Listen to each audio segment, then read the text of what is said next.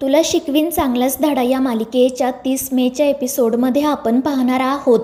Bhuvaneshwari अधिपतीला shirt बदलायला सांगते, मात्र अधिपती म्हणतो की आईसाहेब आपण औक्षण या शर्टवर करू आणि मग फॅक्टरीमध्ये जाताना मी तुम्ही आणलेला शर्ट घालतो. मात्र भुवनेश्वरीला ते मान्य होत नाही. मात्र मग ती मुद्दाम म्हणते की ठीक आहे अधिपती, तुम्ही औक्षण करण्यासाठी बसा आणि मग ती दुर्गीला औक्षणाचं ताट आणायला सांगते. मात्र मग त्यानंतर ती दिव्यामध्ये असणारं तेल तिने जे शर्ट अधिपतींसाठी आणलेले असतात त्यावर ओतते आणि त्या सगळ्या शर्टला आग लावते. ते बघून घरातील सगळ्यांनाच मोठा धक्का बसतो. सगळेजण खूप घाबरलेले असतात. भुवनेश्वरीला मात्र काही फरक पडत नाही. ती तिच्या खुर्चीवर जाऊन बसते. त्यानंतर अधिपती उशीने ती आग विझवण्याचा प्रयत्न करतो, तर अक्षरा पटकन जाऊन पाणी घेऊन येते आणि ती आग विझवते. सगळेच जण आश्चर्याने भुवनेश्वरीकडे बघत असतात. ती मात्र फक्त त्या जळालेल्या शर्टकडे बघत असते. आणि मग चारुहास सर तिच्यावर खूप चिडतात.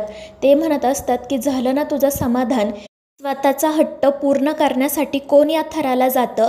आज त्याचा वाढदिवस आहे याचं तरी भान ठेवायचं की या सगळ्यापेक्षा तुला तुझा मान महत्त्वाचा आहे. आणि त्यावर भुवनेश्वरी रडतच म्हणते की हे काही सगळं आम्ही आमचा मान मिळवण्यासाठी केलं का.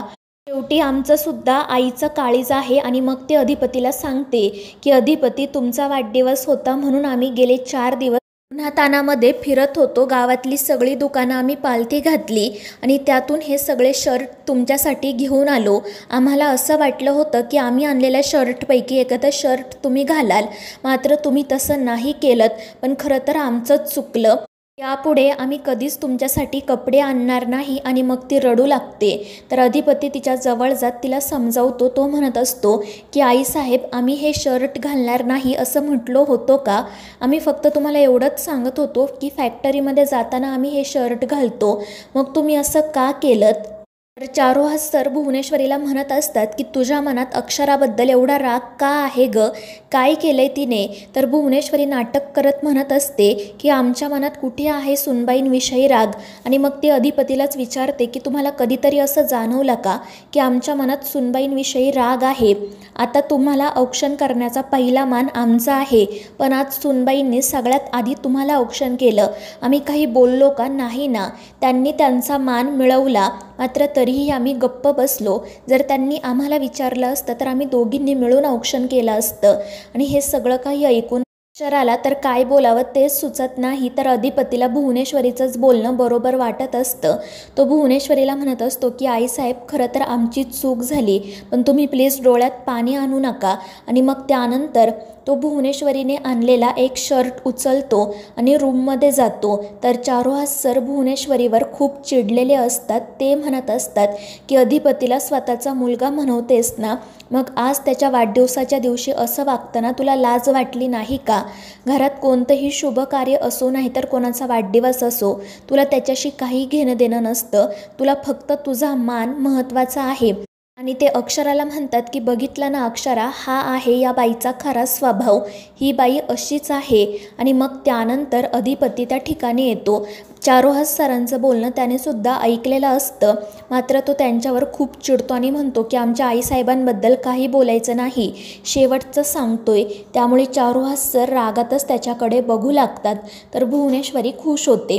दुसरीकडे ओंकार आणि रवी फॅक्टरीमध्ये जातात. तेथील बायकांना ते सांगतात की आज आपल्या धाकट्या सरकारांचा वाढदिवस आहे आणि आज आपण इथे वाढदिवस साजरा करणार आहोत. त्यामुळे त्या सगळ्या बायका खूपच खुश होतात. आणि मग ओंकार त्यांना डेकोरेशनचा सामान देतो आणि सगळीकडे छान डेकोरेशन करायला सांगतो. मात्र हे सगळं काही ऐकून तो रमेश खूपच चिडतो. त्यानंतर फॅक्टरीमधील बायका डेकोरेशनला सुरुवात करतात. नीलमसुद्धा त्यांच्यामध्येच असते. तर रमेश तिच्याजवळ जात म्हणतो की मी काही मदत करू का. मात्र तितक्यात ते बॉडीगार्ड ओंकार, रवी हे सगळेच जण त्या ठिकाणी येतात आणि रमेशला बाहेर पाठवतात.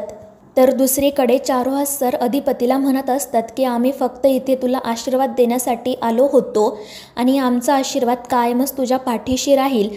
आणि आज आम्ही अंबाबाईकडे प्रार्थना करू की तुझ्या डोळ्यावरची झापडं लवकरच दूर हो. म्हणजे तू स्वच्छ नजरेने जगाकडे बघू शकशील, काय खरं आणि काय खोटं हे तुला समजेल आणि मग ते तेथून निघून जातात. तर अधिपती भुवनेश्वरीला म्हणत असतो की आईसाहेब तुम्ही त्यांच्या बोलण्याकडे लक्ष देऊ नका. आणि मग त्यानंतर तो त्याचा शर्ट दाखवत विचारतो की कसा दिसतोय हा शर्ट आम्हाला. तर भुवनेश्वरी म्हणत असते की अधिपती तो तर जळाला आहे. मात्र अधिपती म्हणतो की काही हरकत नाही, तुम्ही आमच्यासाठी प्रेमाने आणला ना, मग आज आम्ही हाच शर्ट घालणार. आणि हे सगळं काही ऐकून अक्षराला तर आश्चर्यच वाटत असतं. तर भुवनेश्वरी म्हणत असते की अधिपती आज तुमचा वाढदिवस आहे, असा जळालेला शर्ट घालू नका. मगाशी तुम्ही तो बुजगावण्यासारखा शर्ट घातला होता ना, तोच घाला. पण अधिपती ऐकत नाही. तो म्हणतो की आईसाहेब हे तुमचं प्रेम आहे, त्यामुळे आता आम्ही हाच शर्ट घालणार. आणि मग त्यानंतर तो भुवनेश्वरीच्या पाया पडतो.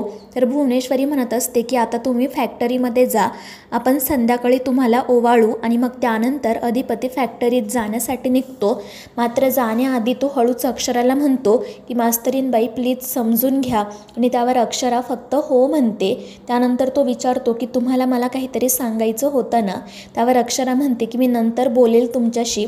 आणि मग अधिपती तेथून निघून जातो. तर भुवनेश्वरी अक्षराला म्हणत असते की आज सकाळी तुम्ही अधिपतींना ओवाळलं, आम्ही काही बोललो नाही. मात्र संध्याकाळी आम्ही आमचा कार्यक्रम ठेवला आहे, तुम्ही वेगळंच काही ठरवू नका म्हणजे झालं.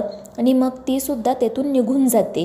दुसरीकडे फॅक्टरीमध्ये वाढदिवसाची सगळी तयारी झालेली असते. ओंकारने केकसुद्धा आणलेला असतो, त्यामुळे सगळेच खुश होतात. आणि मग तितक्यात अधिपती त्या ठिकाणी येतो. त्याला बघून सगळेजण धावतच त्याच्याकडे जातात, त्याला वाढदिवसाच्या शुभेच्छा देतात. ती सगळी तयारी बघून अधिपतीसुद्धा खूप खुश होतो. आणि मग त्यानंतर तो केक कट करतो. तर ओंकार आणि रवी त्याला शर्टबद्दल विचारत असतात. तर तो खोटंच सांगतो की आज सकाळी ओवाळताना निरंजन पडलं, त्यामुळे हा शर्ट जळाला. मात्र हा शर्ट आम्हाला आईसाहेबांनी दिला आहे, त्यामुळे आज आम्ही हाच घालणार. आणि मग त्यानंतर सगळेजण अधिपतीला केक भरवतात. रमेशसुद्धा त्याला वाढदिवसाच्या शुभेच्छा देतो. तर अधिपती म्हणतो की तू फक्त नीट वाग, त्याच आमच्यासाठी शुभेच्छा असतील.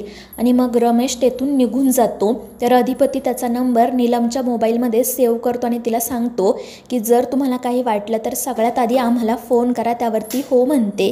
तर अधिपती ओंकारलाही सांगतो की त्या रमेशवर बारकाईने लक्ष ठेवा. आणि त्यावर ओंकार हो म्हणतो. तर मित्रांनो, या मालिकेच्या पुढील भागांच्या अपडेटसाठी आपल्या चॅनेलला सबस्क्राईब करा.